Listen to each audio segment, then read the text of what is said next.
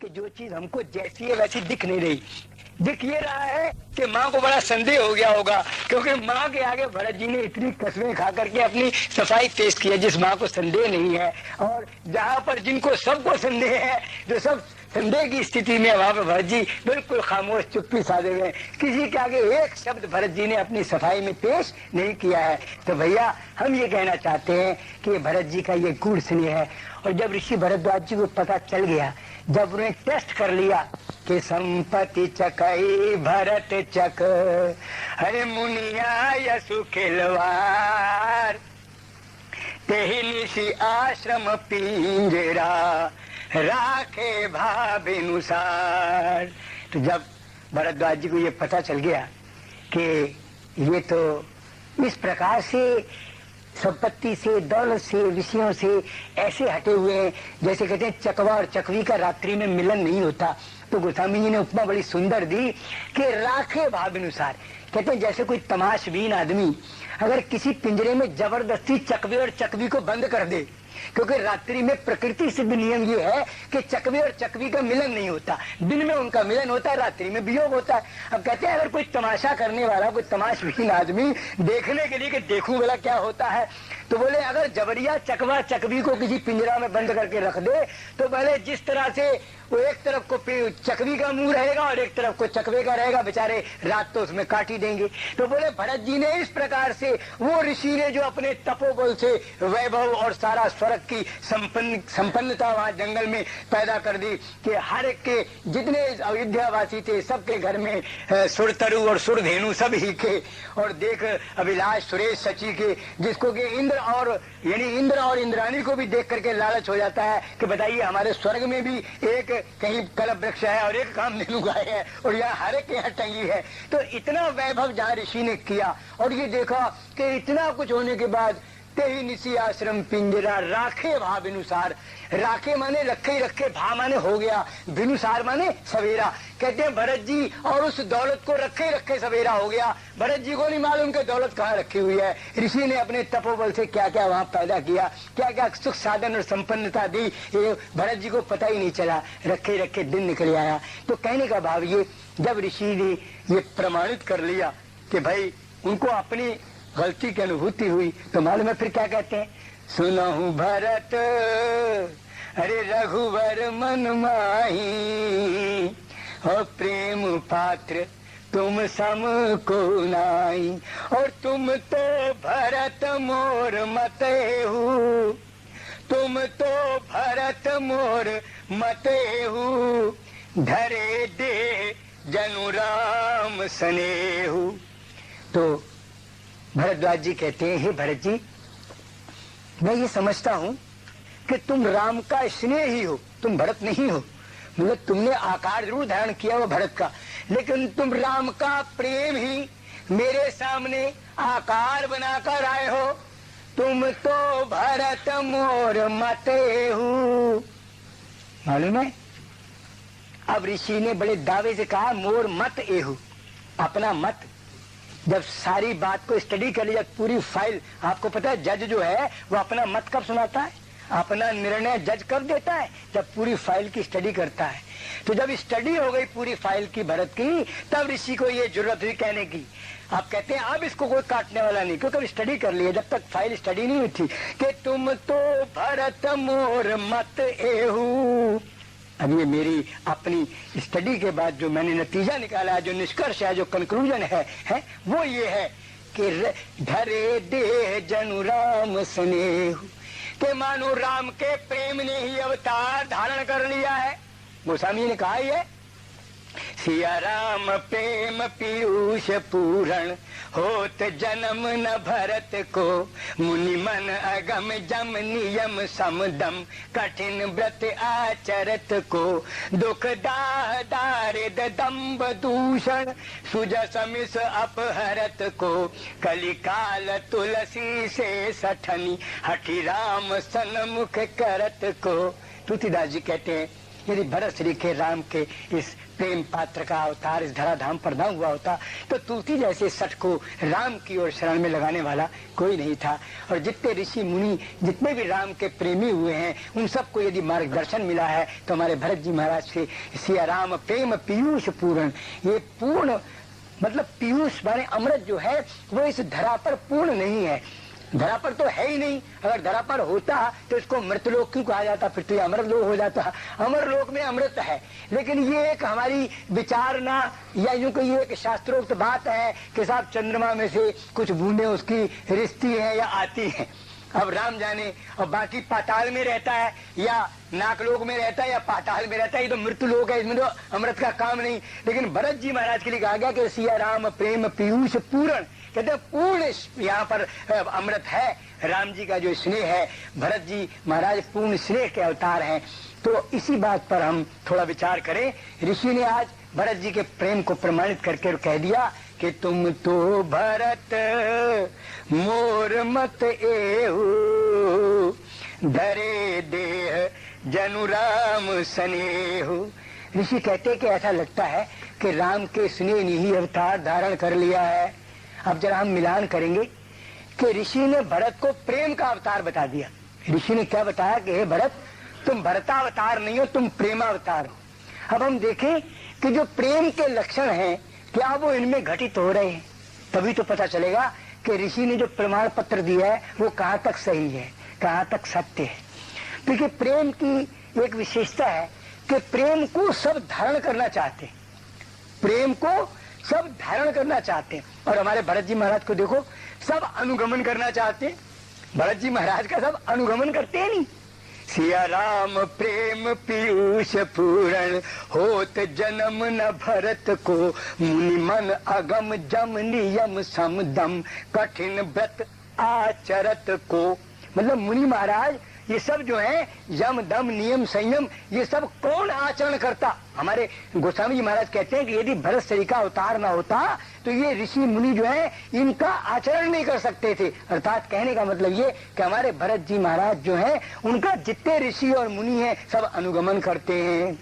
और स्पष्ट लिखा गोस्वामी जी महाराज ने कि सुनि व्रत नेम साधु सकुचाई, अनुगमन करना चाहते हैं ना, इसलिए सकुचाते हैं।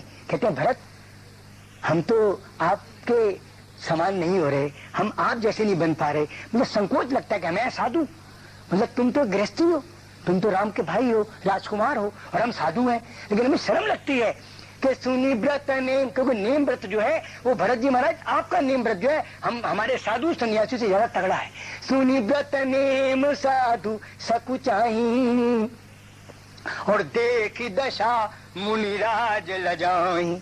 तो आप सोचिए ये जितने मुनि हैं, जितने संत हैं, जितने सन्यासी हैं, जितने महात्मा हैं, सब भरत जी महाराज का अनुगमन करना चाहते हैं। तो मैंने आपको बताया प्रेम की विशेषता कि प्रेम को सब धारण करना चाहते हैं। बताइए कौन नहीं चाहता कि मेरे अंदर प्रेम आ जाए। आज भी हम राम का प्रेम चाहते हैं, प्रेम को पाना चाहते हैं, तो प्रेम को धारण करना चाहते हैं। और आप देखिए कि जितना हमारा विद्युत वर्ग है, जितने हमारे विदुषी समाज है, सब भरत का अनुगामी है, सब भरत का अनुगमन करना चाहते हैं। तो प्रेम का ये लक्षण। और फिर प्रेम का दूसरा लक्षण क्या है कि राम ही केवल प्रेम प्यारा। राम को क्या प्यारा है? प्रेम। अब आप देखिए कि भरत सरिस को और राम स्नेही, कि जग जपे राम राम जपे जेही। आप बताइए राम की दृष्टि में क्या भरत सरी का कोई प्रेम पात्र है? आपको पता है लंका फतेह करने के बाद विभीषण ने बड़ा जोर लगाया, प्रभु आपने बड़ा संग्राम किया है, आपको बड़ी थकावट होगी, आप जरा थोड़ा 2-4 दिन मेरे यहाँ रहिए, मुझे कृतार्थ कीजिए, थोड़ा आनंद लीजिए, थोड़ा विश्राम कीजिए। लेकिन आपको पता है हमारे सरकार ने क्या कहा है? हमारे सरकार क्या कहते हैं कि तापस बेश गात कृष्ण और जपत निरंतर मोही, अरे देखूं बेगी सो यतन करो, सखा निहो रहूं तो। अब आप बताइए कि राम जी किसको प्यार कर रहे हैं? मैंने आपको बताया कि प्रेम की विशेषता यह है कि राम ही केवल प्रेम प्यारा, राम को प्रेम प्यारा है। लेकिन हम यहाँ देखते हैं कि राम ही केवल भरत प्यारा। राम कहते हैं कि भैया यानी निहोरा करते हैं, बताइए विभीषण के निहोरे करते हैं कि हे भैया देखूं बेग, जल्दी मुझे दिखा दो अपना भैया, देखूं बेग सो जतन करो, सखा निहो रहूं तो। फिर भगवान ने स्पष्ट कर दिया कि बीते अवधि जाऊं जो, बोले एक दिन रह गया है 14 वर्ष समाप्त होने में, मेरा भाई जो है मुझको जीवित नहीं मिल पाएगा और मैं उसके बिना नहीं रह पाऊंगा। बीते अवधि जाऊं जो, तो जियत न पाऊं वीर, सुमिरत अनजो प्रीति प्रभु, पुनि पुनि पुलक शरीर। कहने का हमारा भाग क्या है कि भरत जी महाराज राम को कितने प्रिय हैं कि उनको मिलने के लिए, उनका दर्शन करने के लिए प्रभु ने विभीषण के निहोरे कर लिए। और विभीषण ने कहा, प्रभु आप मेरा ये कोष धन खजाना, प्रभु आप इसको तो कुछ आनंद लीजिए, किसी को वितरण कीजिए, कुछ इसका उपभोग करिए। अरे तोर कोष ग्रह, भगवान किसी तरफ भी तो नहीं टिकते, क्योंकि उनको एक केवल उनको ना कोष ग्रह चाहिए, ना विश्राम चाहिए, ना लंका चाहिए।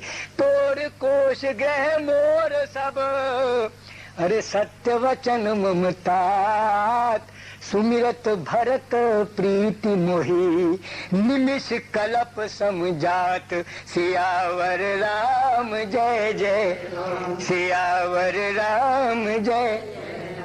तो अब तो आप देख रहे हैं कि भरत जी प्रेम का ही अवतार हैं, प्रेम को सब धारण करना चाहते हैं, प्रेम को राम प्यारे हैं और राम हमारे भरत से ही स्नेह करते हैं। फिर तीसरी बात क्या है कि प्रेम जो है उसका दर्शन नहीं हो सकता। राम का दर्शन हो सकता है लेकिन प्रेम का दर्शन नहीं हो सकता, क्योंकि राम तो साकार रूप धारण करके आ जाते हैं, उनका दर्शन हुआ सबको। ऋषि भरद्वाज ने स्पष्ट शब्दों से कहा कि सब साधन कर सुफल सुहावा, के लखन राम सिया दर्शन पावा। लेकिन जब भरत का दर्शन हुआ तो ऋषि को कहना पड़ा कि दुनिया के हमने जितने साधन भक्ति पूजा पाठ किया था, बोले उसका फल हमको मिला कि हमको राम का दर्शन मिला। लेकिन ये भरत जो तेरा दर्शन है ना, ये बड़ा दुर्लभ है। अरे ते ही फल कर फल, बोले आप समझ रहे हो, राम का दर्शन हो जाए जीव को और उसको फल मिलना हो तो भरत का दर्शन होता है। भरत का दर्शन इतना सरल नहीं है। ते ही फल कर फल, अरे दर्श तुम्हारा और सहत प्रयाग सुभाग हमारा। और मजे की बात आपको बताए, देखिए फल हमेशा बीज से होता है, फल हमेशा बीज से होता है। बोले ये विचित्र फल है, ये फल से फल होता है। ते ही फल कर फल और दर्श तुम्हारा। कहना वो ये चाहते हैं कि प्रेम का दर्शन ही असंभव है, प्रेम का दर्शन संभव नहीं होता। और ये हे भरत, प्रेम की ही ये खूबी है कि वो असंभव को संभव कर लाया है। अरे जो न होत जग जन्म भरत को, तो सचर अचर चर अचर करत को। कहते हैं जी भरत सरीखा प्रेमावतार इस दुनिया में न होता तो सचर को अचर और अचर को सचर, जड़ को चेतन और चेतन को जड़ कोई न कर सकता था। कहने का भाव ये कि ये प्रेम की निज विशेषता है कि प्रेम जड़ को चेतन और चेतन को जड़ कर सकता है। ये प्रेम की अपनी खूबी है। भरत जी महाराज जिस समय चित्रकूट, जिस समय ये संगम पर हैं, आप देखिए उस प्रकरण को, तो लिखा है कि जब ही राम कहीं ले उषा, देखिए जड़ जो है वो चेतन हो रहे हैं और चेतन जो है वो जड़ हो रहे हैं। जब ही राम कहीं ले उषा, उमगत प्रेम मनहु चहुपासा। बोले इतना प्रेम उमड़ रहा है कि द्रवही बचन सुनी कुलिश पछाड़ा, पत्थर पिघल रहे हैं। आप बताइए, दुनिया की कोई साइंस है, दुनिया का कोई विज्ञान है जो पत्थर को मोम की तरह पिघला दे? आप बताइए। पत्थर का आप चूरा कर सकते हैं, पत्थर को आप टुकड़े कर सकते हैं, रेता बना सकते हैं, लेकिन पत्थर को मैं कहता हूँ हो सकता है किसी पॉइंट पे जाकर वो मेल्ट यानी पानी भी बन जाए, ये भी मान लेते हैं, लेकिन पत्थर मोम की तरह पिघल गया हो। जैसे मोम, हमने तो चित्रकूट में दर्शन किया महाराज, ऐसे पत्थर का दर्शन किया कि जो भरत जी महाराज के स्नेह से पिघला है और मतलब इस तरीके से बहा है जैसे कि मोमबत्ती वो पिघल पिघल कर थोड़ी अपने इस तरह से बह जाती है। तो भाई पत्थर इस तरीके से पिघल जाए ये केवल भरत जी के अंदर की ये उस प्रेम अवतार का चमत्कार है कि द्रवही बचन सुनी और कुलिश पशाना। गोस्वामी जी कहते हैं पत्थर जो है वो तो पिघल गए, जो जड़ थे वो तो चेतन मत हरकत करने लग गए, और लेकिन जो चेतन थे कि पूरे जन, जो पूजन साथ में चल रहे थे नगरवासी, पूरे जन वो बेहोश हो गए, वो जड़ हो गए। पूरे जन प्रेम न जाई बखान, जब वो बेहोश हो गए, जड़ हो गए, अब उनका प्रेम हम क्या बखान करें। बोले जो पत्थर जड़ से चेतन हुआ उसका हमने बखान कर दिया, वो पिघल गया। और बोले जो चेतन थे वो जड़ हो गए, इसलिए उसका क्या बखान करें कि पूरे जन प्रेम न, क्योंकि जब जड़ हो गए तो वहां हरकत कोई नहीं, और कवि को कोई ना कोई इशारा चाहिए, कोई हरकत चाहिए, कोई शब्द चाहिए है, तो कवि तो तभी उस पर कविता करेगा ना। तो बोले पत्थर से तो हमको हरकत मिल गई, पर पत्थर जो जड़ था वो उसने हरकत की और वो पिघल गया, बह गया, चेतन हो गया, हमने उसकी गाथा लिख दी। लेकिन पुरजन प्रेम न जाई बखाना, जो पुरजन थे वो जड़ हो गए, जब जड़ हो गए वह कोई हरकत नहीं, शून्य है, कवि क्या लिखे। तो मैं आपको बता रहा हूँ ये प्रेम की अपनी विशेषता है। हम ये सिद्ध कर रहे हैं कि भरत जी महाराज को जो ऋषि भरद्वाज जी ने प्रमाण पत्र दिया वो कहाँ तक सत्य है कि तुम तो भरत मोर मते धरे देह जनु राम स्नेहु। तो राम के स्नेह का ही अवतार है भरत। कौन है? राम का स्नेह अवतार है। हम इस बात को सिद्ध कर रहे हैं मानस के प्रसंगों से। तो आप देखिए जो स्नेह होता है, मैंने आपको बताया कि स्नेह के अंदर कोई मिलावट नहीं होती, केवल एक ही तत्व होता है। जैसे आपने देखा होगा दिवाली आने वाली है तो दिवाली में एक खांड का खिलौना होता है। खांड के खिलौने में आटा नमक कुछ नहीं रहता, केवल खांड ही खांड होती है। उसको जिधर से मर्जी तोड़ो, जिधर से मर्जी खाओ, लेकिन उसमें खांड के अलावा कुछ नहीं। ऐसे ही प्रेम के अंदर भी प्रेम के अलावा कुछ नहीं होता। अब हमारे भरत जी महाराज में क्या ये और देख लो, ये प्रेम का अवतार है नहीं, प्रेम की ट्रू कॉपी है नहीं, रियल प्रेम है नहीं। आप इसको देखिए, अगर जरा भी भरत जी के अंदर प्रेम के अलावा कुछ भी होता, कुछ का मतलब सीधी सी बात है संसार, भाई राम का प्रेम और या संसार दो ही तो चीजें।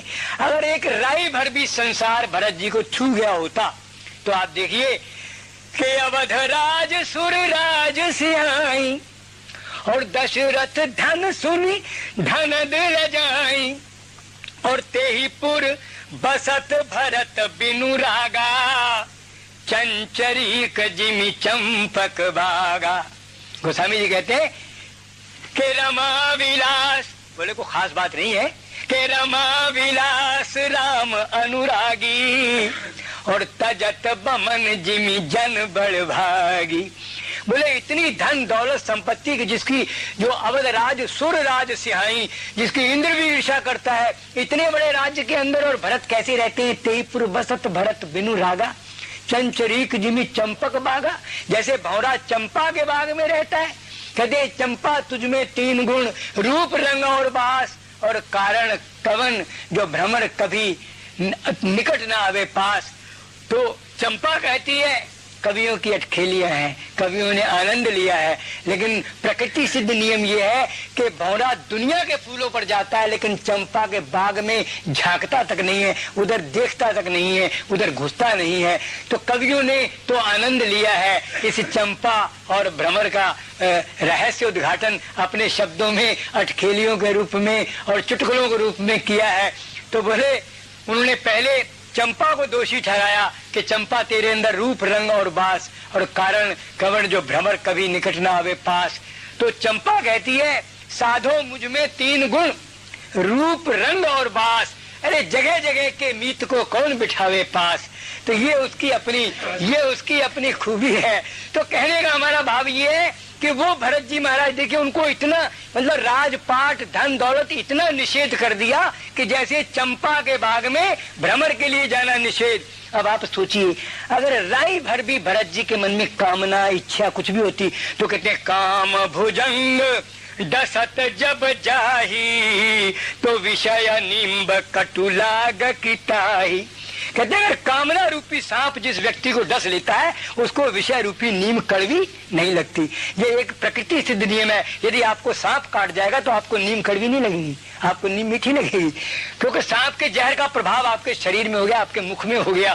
तो इसी प्रकार कहते हैं कि अगर हमें कामना रूपी सांप काट लेगा तो फिर विषय रूपी नीम, ये राजपाट और धन दौलत, ये कड़वा ना लगता, लेकिन भरत जी को तो एकदम कड़वा लग रहा है के रमा बिलास, भले बमन की तरह, के रमा बिलास राम अनुरागी तजत बमन जिमी। बताइए, बमन उल्टी उल्टी करना, क्या करना, बोले जैसे क्या करके आदमी उधर देखता तक नहीं है, तो बोले राजपाट भरत जी के लिए ऐसे था जैसे की हुई क्या होती है। अब आप अंदाजा लगा सकते हैं, अगर एक राई भर भी भरत जी को कामना ने डसा होता, काम भुजंग डसत जब जाही तो विषय निम्ब कटु लाग की ताई, उनको तो विषय मीठे लगते, उनको तो धन दौलत खजाना मीठा लगता, लेकिन वो तो कहते हैं कै की तरह है, मीठा लगना तो दरकिनार है, उनको इतना बुरा लग रहा है कि उधर झांकना नहीं चाहते, देखना नहीं चाहते, उसके ममत्व में तो क्या फंसेंगे, उधर तकना नहीं चाहते। तो कहने का हमारा भाव ये कि ये प्रेम की विशेषता क्या, कि प्रेम में मात्र प्रेम ही प्रेम है, उसमें मिलावट कुछ नहीं। जैसे खांड के खिलौने में खांड ही खांड है, ऐसे भरत जी में प्रेम ही प्रेम है, काम नाम की कोई चीज नहीं है। और वैसे भी आपको पता है, राम और काम जो है, जहाँ राम तहाँ काम नहीं, और जहाँ काम नहीं राम, तुलसी कबों की रह सके रवि रजनी एक ठाव। और ऐसा नहीं है, रवि रजनी एक ठाव रहे भी हैं, समझे।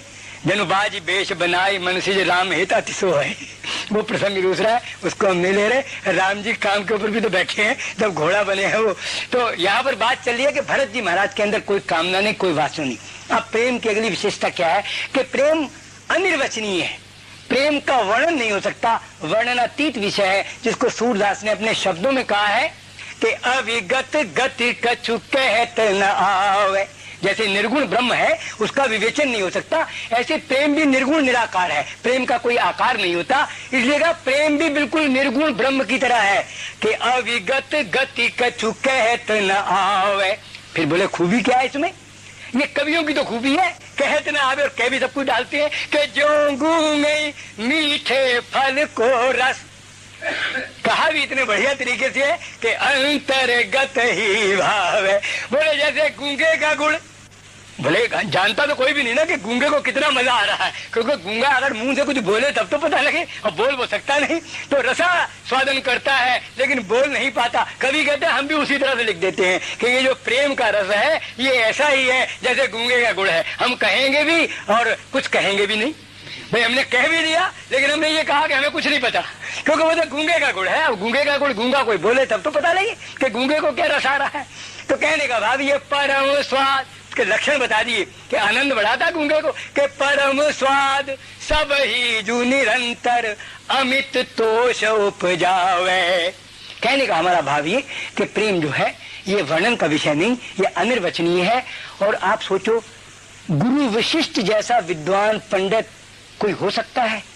गुरु वशिष्ठ के सामने आप देखिए, गोस्वामी तुलसीदास जी महाराज ने कहा है कि जहाँ भरत की महिमा और भरत के स्नेह की बात आई है कि भरत महा महिमा जल राशि और मुनिमति ठाड़ी तीर अभिलाषी, और गा चाहे पार जतन ही हेरा और पावती नाव न बोहित बेड़ा। आप जरा ध्यान दें कि विष्णु जो विशिष्ट जैसा गुरु है, जो साक्षात ब्रह्मा के पुत्र हैं, भगवान के कोई गुरु है, इनसे ज्यादा कोई विद्वान हो सकता है?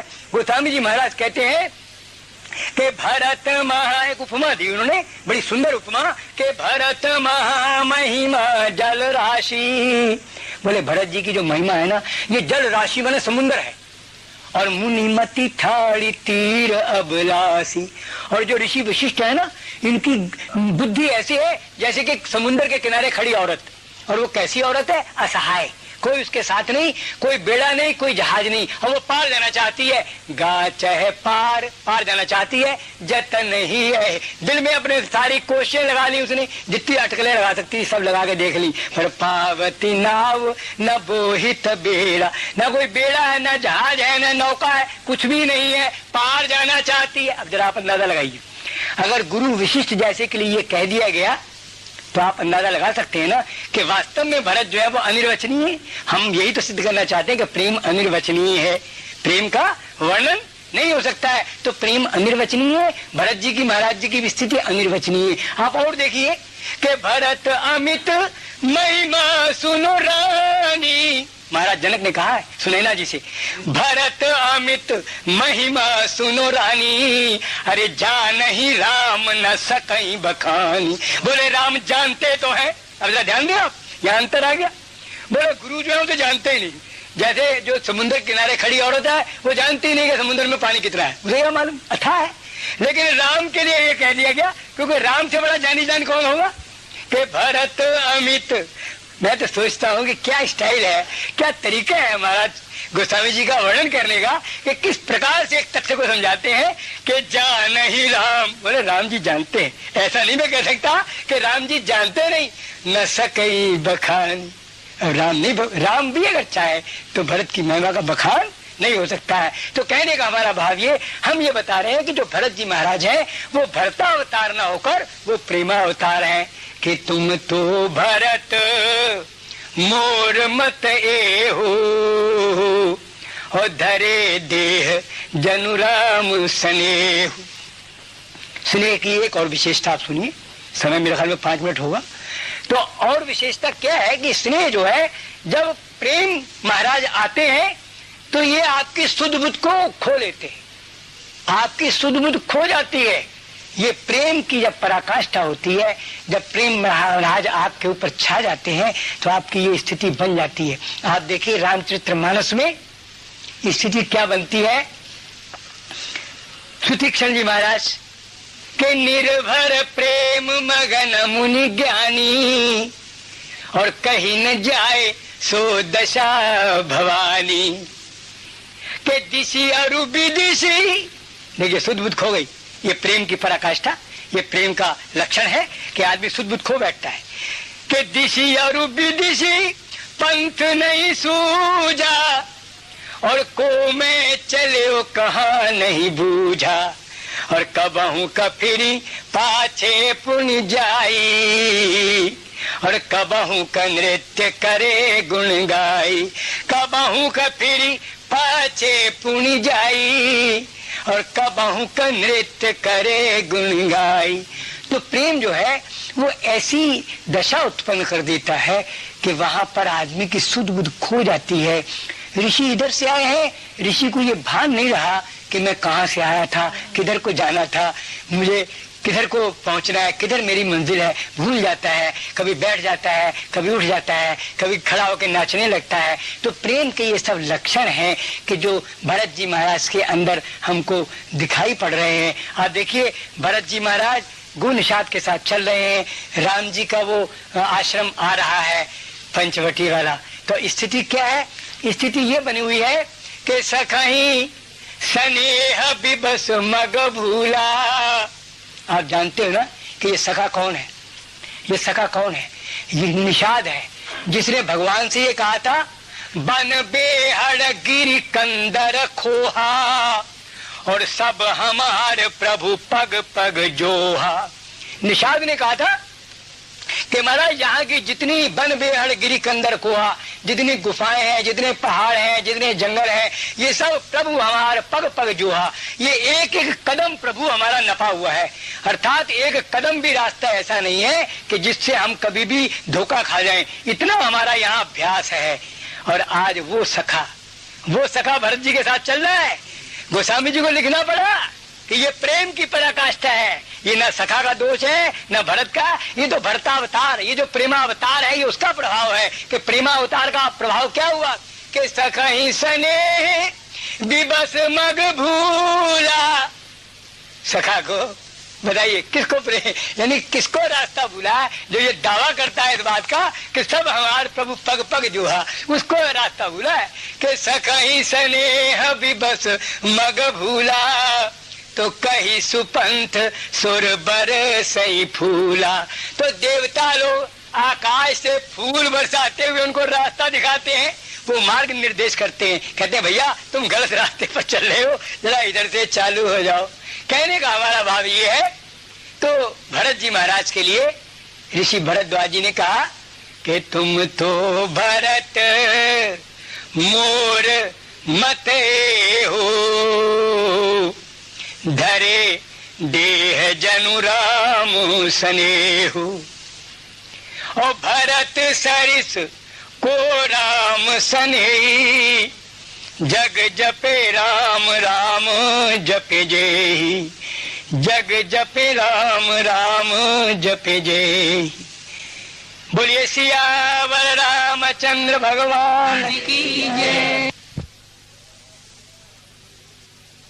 राम नाम लिए जा, दशांश दिए जा, तू राम नाम लिए जा, दशांश दिए जा।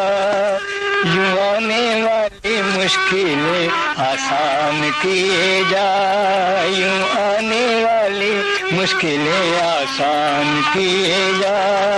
तू राम नाम लिए जा, दशांश दिए जा। खाना पीना पहनना सोना तो जरूरी है, तेरे लिए सब कुछ यहाँ होना तो जरूरी है। खाना पीना पहनना सोना तो जरूरी है, तेरे लिए सब कुछ यहाँ होना तो जरूरी है। कुछ वहाँ के लिए भी तो सामान किए जा, कुछ वहाँ के लिए भी तो सामान किए जा। यूं आने वाली मुश्किलें आसान किए जा, तू राम नाम लिए जा, दशांश दिए जा। तू राम नाम लिए जा, दशांश दिए जा। आत्मा को खुला छोड़ क्योंकि ये आजाद है, मन को तू बांध ले ये बड़ा नामुराद है। आत्मा को खुला छोड़ क्योंकि ये आजाद है, मन को तू बांध ले ये बड़ा नामुराद है।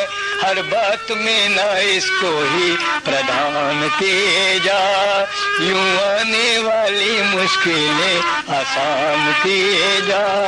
तू राम नाम लिए जा, दशांश दिए जा, यूं आने वाली मुश्किलें आसान किए जा।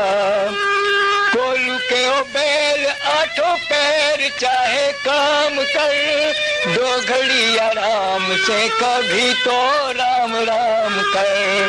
कोलू के ओ बैल आठों पैर चाहे काम कर, दो घड़ी आराम से कभी तो राम राम कर। इतना तो अपने आप पर एहसान किए जा, इतना तो अपने आप पर एहसान किए जा। यूं आने वाली मुश्किलें आसान किए जा, यूं आने वाली मुश्किलें आसान किए जा।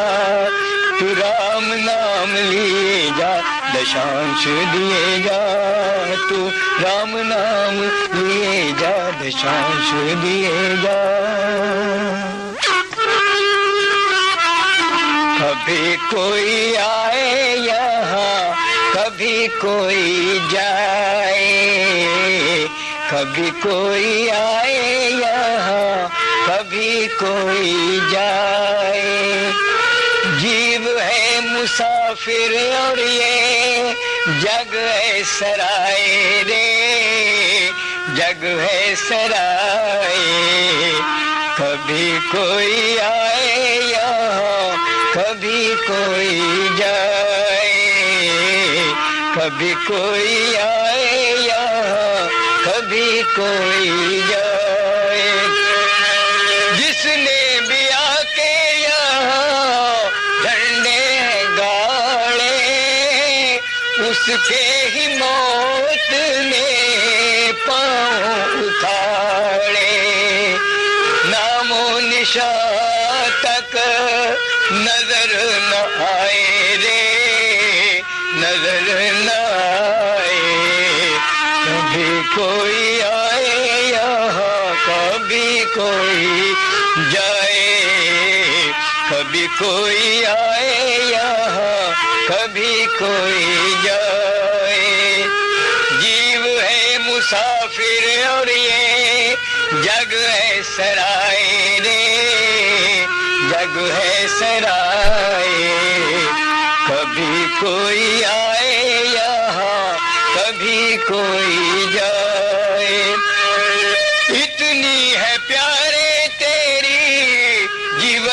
कहानी, बचपन सवेरा है दो पहर जवानी, शाम बुढ़ापा मानो ढलते ही साए रे, ढलते ही साए।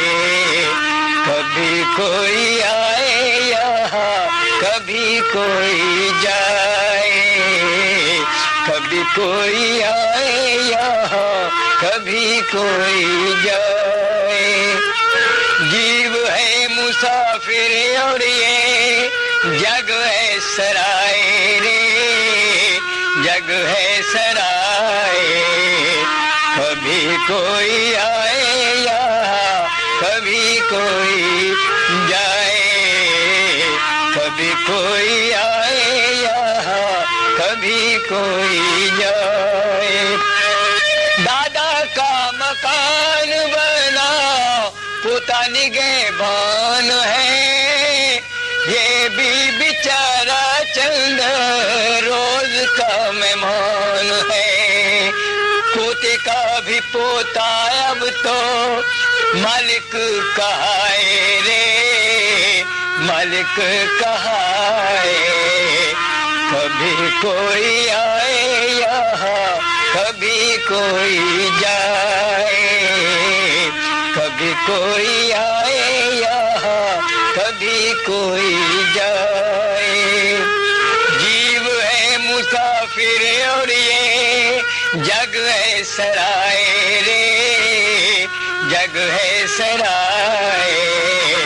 कभी कोई आए यहाँ, कभी कोई जाए, कभी कोई आए यहाँ, कभी कोई जाए।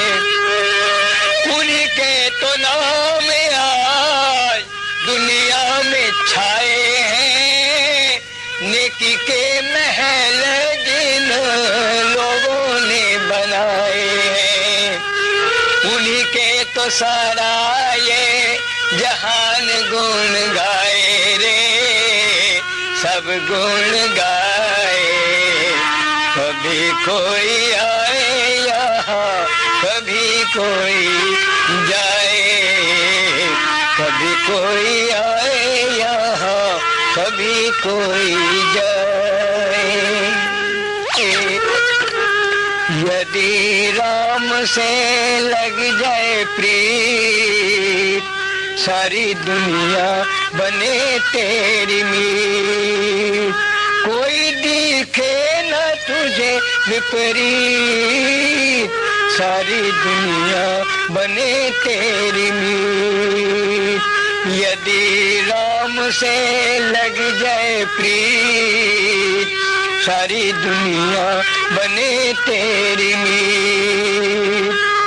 बेटा और बेटी, पोता और पोती, बेटा बेटी पोता पोती और तेरी पत्नी अच्छे लगते हैं, सच्चे लगते हैं, चूसते हैं तुझको और तेरे मन में बसते हैं। ये महाजन है तेरे, मत अपना मान रे। यदि राम से लग जाए प्रीत, सारी दुनिया बने तेरी मीत। कोई दिखे ना तुझे विपरीत, सारी दुनिया बने तेरी मीत। काम ने तबाह किया, क्रोध ने तबाह किया, काम ने क्रोध ने और लोभ ने तुझको तबाह किया। विषयों ने घेरा, राम से मुंह फेरा, झूठी दुनिया की दौलत को तू कहता मेरा। भोगों की चाह में भटका तू राह में। यदि राम से लग जाए प्रीत, सारी दुनिया बने तेरी मीत। कोई दिखे ना तुझे विपरीत, सारी दुनिया बने तेरी मीत। यदि राम से लग जाए प्रीत, सारी दुनिया बने तेरी मीत। तन भी राम कहे, मन भी राम कहे, तन भी मन भी और जीवन भी सब कुछ राम कहे। पार भी जाना है, राम को पाना है, इस दुर्लभ चोले को तूने सफल बनाना है। चाहे कोई काम हो, मन में बस राम हो। यदि राम से लग जाए प्रीत, सारी दुनिया बने तेरी मीत। कोई दिखे ना तुझे विपरीत, सारी दुनिया बने तेरी मीत। यदि राम से लग जाए प्रीत, सारी दुनिया बने तेरी मीत। शक्ति है कि जो चीज हमको जैसी है वैसी दिख नहीं रही।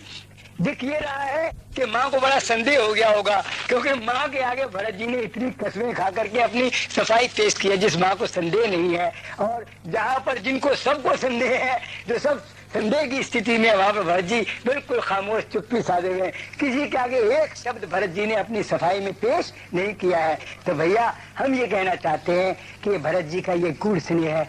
और जब ऋषि भरद्वाज जी को पता चल गया, जब उन्हें टेस्ट कर लिया कि संपत्ति चकई भरत चक, हरे मुनिया यसु खिलवार, तेहि निशि आश्रम पिंजरा, राखे भावेनुसार।